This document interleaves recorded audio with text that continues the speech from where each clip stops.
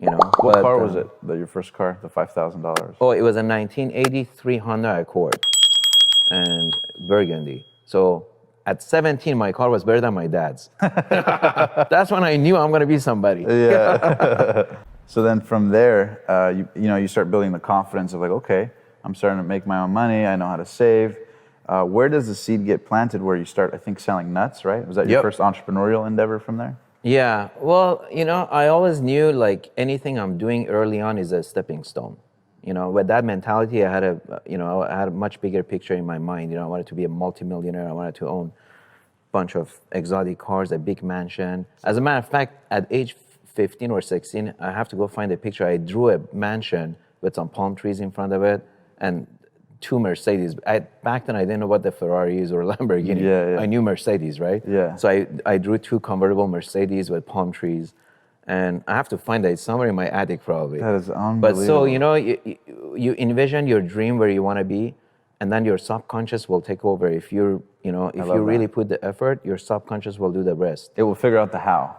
Yeah, it's kind of like pouring water on top of the mountain. It'll find a way to get down, right? It may go straight, it may go turn left. But you got to pour the water. You got to pour the water. And most people don't, huh? And to pour the water, you got to climb the mountain. I love that. So let me ask you this. Where did that start? I mean, I know you said at 14 you always wanted to achieve, but where did it go from just wanting to achieve to wanting to be a multimillionaire with palm trees and Mercedes and a mansion? Good question. Yeah, so when I was getting my paycheck, I realized it took me a year to buy a car. At this rate, I'm not going to own this mansion. It's going to take you 10 years to buy a palm tree, yeah. But I was always disciplined. I was always early to work. I never called in sick. Even if I didn't feel good, I showed up. So I was employee of the month 3 times in first 6 months. Wow. At Kmart. After 8 months, I was promoted to assistant manager of sporting goods, which is huge, going from mopping floors to assistant manager of sporting goods. Yeah, in only a few months. Yeah, and they give me a raise. It was almost double my paycheck, but still, I realized, okay, this is not a place, I'm going to build my dreams, right? Yeah. So it's just like going through the, college or school, getting street smart, And so I was always looking at the newspaper, looking for opportunities. And I came across this ad, is Worldwide Industries, it was the name of the WWI. And it said, earn $1,000 a week. I'm like, wow, that's, a lot more than I'm making. And I called them up. They said, yeah, it's a multi-level marketing. We sell knife sets, nuts, this, that. So I went for an interview. They hired me. And I worked there for 3 years selling nuts. How old were you at that time? I was 17 and a half. So 17 to age 20? Yeah, I worked for Kmart for 1.5 years, and then I went to WWI selling nuts. After 3 months, I was their top salesman. Really? Yeah. What was your strategy? The strategy? Nothing. I was friendly with everybody, So you would knock on doors, or what was? It was businesses. So we would take a basket of nuts and go to like auto dealerships, and you got all these secretaries sitting around, salespeople. They got nothing to do. They're waiting for customers to come in so they can pound on it. So they love jelly beans, toffees, jujubes, pistachios, cashews, almonds. To kill time, kind of. Yeah, everybody likes that. So I would walk in there and say, hey, I got these fresh, nuts, and chit chat with them. Hey, have you tried these? I'll make you a deal. If you buy 3, I'll give it to you for $10. They're usually $5 each. So I give you $5 off. And then I would, people would gather, as soon as I walk in, they'll check, hey, what do you have? Yeah, I'll take 3 of this. Or next time I sell $150, in 10 minutes. Yeah. Walk out until the general manager would show up. Yeah, it was rough though. One time I was at, I think it was Pomona Auto Center. It was at a Toyota dealership, if I'm not mistaken. The GM was a real asshole. He knew every week I come, and then he caught me right when I walked in front of everybody, and he chewed my butt. Yeah. Get out of there, you camel rider, you fucking... No way. Yeah. Wow. Yeah, back then, discrimination was obviously much more than now. But, so anyhow, so after 3 months, I was top salesman. I was making like, 2,000 or 3,000 a month. And I went to Costco with my dad to do some grocery shopping. And then while I was passing by, I saw the nut aisle. I'm like, hey, I did quick math. I'm like, they're selling 5 pounds of pistachio for, $5, and WWI is selling it to me for $10, So I'm like, that's double the cost. So I said, why don't I buy it myself? I already have all my roots and customers, And make a bigger profit. Yeah. So I looked into Yellow Pages looking for polyester bags and a sealer. So I found it. I bought it. I think I spent $180 on the sealant and some polyester bags. And then I used my dad's PC to print the labels. And I started my own business. I was 18. I got a small little office in Stanton. Yeah. My dad had to co-sign because the landlord wouldn't give it to me. Yeah. And then I had my customers already. So I went to Costco with my dad. I bought a pallet of nuts, and then start bagging them in an 8-inch polyester bag, and I was off to races. And then I start incredible. hiring people. I used to go to phone booths and put these phone numbers you can want to sell nuts. Take off. Yeah. Well, I didn't say nuts. I was earn $1,000 a week at your own pace. The same thing that got you. Yeah. Same exact ad. Yeah. Smart. Yeah. So then let me ask you this. At what stage do you start going, like I could scale this? Like just when you started making enough to like bring people on, like did you think this was the play, or were you sort of living out what you said about like you kind of knew that everything was a stepping stone? You didn't know how it was going to unfold, but you just know if you keep going. Well, at that time, the owner of WWI was driving a brand new Corvette, and he was in his sharp suits, and he had like 300 people working for him. So like, I saw the bigger picture. I'm like, this guy's got to be a multimillionaire. So to me, that was my ticket, right, to financial freedom. But destiny takes you different paths in life, right? And you don't know. It's like a book. It's writing as you go along, right? Yeah. So I was selling nuts one time at waiting for my burger. I pitched everybody sitting in the restaurant to sell nuts while I'm waiting for my burger. And this one guy bought 3 bags. And next morning, 7 a.m., I show up and he's at my door. He was the health inspector for Orange County. Oh, man. Yeah, he goes, hey, I don't see your permit on file. I'm like, what permit? He goes, you're selling food product. You're packaging food you can sell without permit. I didn't know. Yeah. That in this country, every time we repackage food for resale purposes, you have to have, legal facility and So he gave me a big booklet. He goes, this is all the requirement. So I reviewed it with my dad that night, and I'm like, forget it. I mean, this facility doesn't even qualify. Yeah. So I had to shut it down, and that was a sad day. But wow. Yeah. You were 21 at that time? No, I was 19. I was only in business for less than a year. Oh, okay, gotcha. Yeah. So I called one of these customers I used to buy a lot of nuts from. His name was Ruben. He was a manager of Winston Tires in Montebello. Because I used to drive far. I used to go from San Diego all the way to Montebello selling nuts. Which is interesting because we're here in Orange County. So you grew up around this area. Yep. And it's awesome to see that you came full circle from having nothing to having a whole lot of stuff all in the same area. Yep. So it must be nostalgic for you when you drive the streets and remember when you were broke. Oh my God, it's crazy. Now when you're driving multi-million-dollar cars. What does that feel like for you? It feels weird. It feels crazy. Like Stater Brothers on Newport Boulevard in Costa Mesa. That's where we used to park our Datsun and used to live in it. And we used to go buy bananas because that was the cheapest source of food. Yeah. And sometimes I drive by there. I'm in my Bugatti or my Rolls Royce. I'm like, fuck, still there, but I'm not there anymore. Oh man, that's amazing. You gotta keep moving. Yeah. Beautiful. So after that, I called Ruben at Winston Tires. I said, Ruben, I had to close my business down because of health department, blah, blah, blah. I'm looking for a job. I don't know what else to do. I have some money. And he says, well, give me a call. If you like, I can put in a good word for you with Sam Winston, blah, blah, blah. So that night I went home. I told my dad, I'm thinking to go work for a tire company, because I have some money saved, but I don't know what to do with it, right? I had like $20,000 saved. And then my dad says, oh, my friend was telling me we can buy a gas station, with SBA loan. So he called his friend. He came over that same night. His name was Art. And he's like, yeah, with $20,000, I can for sure find you a gas station.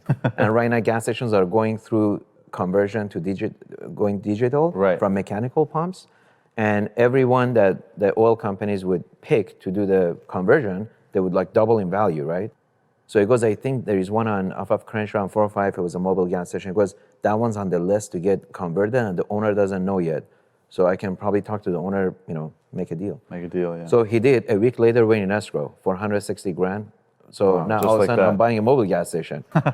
So I had to go to Rancho Cucamonga to Mobile for 2 weeks courses to become a mobile dealer. It was cost $3,500. Had to measure the tanks, run the snack shop, all this stuff. Were you fearful at the time, or were you just kind of like an F it mode? Go. No, there's no fear, man. I was so hungry for success. Yeah, You just show me the way. Just show me what's my best path, man. I'll run like there's no tomorrow. I love that. I love that. Were you ever fearful, or was that like a reoccurring theme in your upbringing? You know, fear is, always with you. I don't know anyone that, honestly can say they don't have fear in life. You have fear of something, or another. But if your motivation exceeds fear, you're always going to overcome it. Right? I love that. Yeah, I love that. And so we're in escrow. I spent $3,500. I became a mobile dealer, which I still have my plaque from mobile company. And he hired a loan officer to do my SBA loan. And unfortunately, sadly, that guy turned out to be a con, and he ended up going to jail too. He conned a lot of people. So he conned you? He took my money for loan processing, appraisal, all this stuff. He didn't do anyway. He took basically a big loan fee. And 3 months later, we're thinking we're going to get loan docs. We're going to close on this gas station. Nothing happens. The guy's not responding. And by then, the Korean lady that owned the gas station got kind of a wind that this thing's going to convert. Right. And she said, I'm not interested to sell. And she wouldn't do an extension. Oh, so man. I lost all my 20 grand. Which was at the time your life savings. Everything. To me, it was like millions of dollars. Yeah, Yeah, shit. And So what happens that night? You realize it's a scam. so I'm like 19 years old. I'm like, fuck, what am I gonna? So I called Ruben. I said, okay, that didn't work. I need a job. So he got me a job. I worked for Winston Tire for about a year. And How hard did you take the loss of the money, or did you just kind of get back up? It was depressing. That was my first basically near bankruptcy. Right. It's super depressing because that was hard cash and hard earned money. I made that money being discriminated, cost that. Yeah. So it was like it was pretty hard. But I told myself, look, maybe it wasn't meant to be. You have to believe in that. If you put the effort, you put everything, good intentions, you put the hardest you can, and it doesn't work out, there's a reason for it, right? There is something better waiting for you. I love that. That's what I think. And for the audience listening, I think it's important for them to internalize that. Yeah. So what you're saying is too that sometimes like when things don't work out, instead of like the natural stuff like, oh shit, oh man, it's fine. Like, okay, what's good about this? Yeah. Maybe there's a long-term blessing here, right? Absolutely. Yeah. And that's been proven to me over and over and over. And at bigger and bigger and bigger levels, right? Yeah. Because I'm sure there's, now you're at the stage where you're dealing with tens of millions, if not hundreds of millions of dollars worth of real estate. I'm sure there's been times where you've lost millions of dollars at a time, no? Yes. Yeah, I lost, my biggest one was $5 million on a high rise. I lost when I lost single tenant, which was Boeing, Boeing subsidiary was my tenant. Yeah. In Clear Lake, NASA. How do you sleep on nights when you lose $5 million? A nice cigar. Hey, you gotta celebrate your failures and your success. Yeah, I love that. Because there is a lesson to be learned in everything. When you have a great success, a good exit, you sell a company or whatever it may be, you celebrate because it's a good milestone in life. And then when you lose, something bad happens, hey, it's an expensive lesson learned. You still celebrate it. Yeah. Because if you take it with a negative notation, that's just going to keep eating you inside, and it's going to limit your upside. And it's going to reinforce the negativity. Exactly. Yeah. I love that. Okay. So from there you start doing well, and where is it where after the loss of the money where you start to sort of build yourself back up? I know you get the job at the Winston Tire. Yeah, so I got the job at Winston Tire. I worked there for about a year. I got promoted to manager. And of course, the commute was a lot. We used to live in Garden Grove, and I used to drive all the way to Montebello. And then as I surround myself with more successful people, and that's a big secret to success as well. You're a product of your environment. So always, find new friends that are older and more successful than you. So I was like a sponge, learning from people around me, right? Yeah. So I met this guy, and he drove a convertible Porsche, and you're like, nice I like suit. you. I'm like, wow, I want to have a Porsche. Yeah. So I said, what do you do? He goes, I own a mortgage company. And I'm like, oh, okay, what do you do? Loans and real estate? And I'm like, okay, cool. So I told him I work for a Winston Tire company, but he liked my, my attitude, my motivation, my energy. He goes, hey, why don't you come, do loan processing for me? I said, all right. So I got my real estate license. I worked for him for 5 or 6 months. And then I realized how much money you can make in loans because I was processing them. I see how much checks, commissions you were getting on each loan. And then I try to open my own mortgage company, I realized you need a broker. So I met another guy through the circle that he was a broker, but he was not as motivated. Yeah. You know, because he rich parents, you know. Yeah. But he was a broker. So I'm like, hey, Mark, why don't we open a mortgage company? I don't have a broker license, but you do. We'll go 50-50. He's like, okay. So, but I was the go-getter one, you know, mostly. And how old are you at this time? Early 20s? I was 21, I think, at this point. So I was 21. 92 is 21. 92 is when I got my license. And your goal the whole time is like millions. I got to become a millionaire. Oh, yeah. Yeah. From day that one. mansion, palm trees, and those convertible cars. That's wow. And, always been. Would you say your home now is very similar to what you drew back Very then? much. I have 11 palm trees in the house. King palm trees. It's double lot, huge curb appeal. And when you park those cars in front, it's just like that picture. I love that. Yeah. Then let me ask you this. Were you writing down affirmations? I mean, were you visualizing yourself? Were you writing down the goals? I mean, what did you do to ingrain it? Or was it just a mental thing that you It was all fixated mental. on? I mean, although, you know, the past 10 years, I've been writing my goals every day, you know, daily, weekly, monthly, yearly. My goals, I actually have a spreadsheet I made 25 years ago of how much I'm going to be worth by the time I'm 67. I put all these numbers in there. You know, if I make 10% a year, but this one house I have, I sell it, I buy 2 houses, and I use this formula, and it was really interesting. It's called the aftermath. And then there's another one, it's called actual aftermath. And I haven't done it for a few years, but for every year on January, I used to compare my actual aftermath with the aftermath I did many years ago to see if I'm on the right track. Wow, yeah, that's incredible. So, you know, you have to keep your mind to stay on the right path. You have to constantly write your goals. You have to have some kind of you know, Guide, parameter GPS. guide. Exactly. Yeah. Yeah, because if you want to play $1 million level, it's different than a $10 million level or a $50 million level. And if your brain isn't tuned to that, it doesn't know how to take the next step actions, right? Exactly. Yeah. So let me ask you this: what would be your best advice to people watching this, who might, you know, see all the, you know, material, amazing possessions that you possess and the huge impact you've had in real estate, who probably don't realize it took you almost, you know, 3 decades, 30 years to get here? What would be your best advice to them on how important it is to, you know, write down goals, ingrain it in your mind, get crystal clear? I mean, what advice would you give people out there looking for answers? Well, I would say, you know, life is like a road trip, right? First, you got to find your destination. Where do you want to go in life?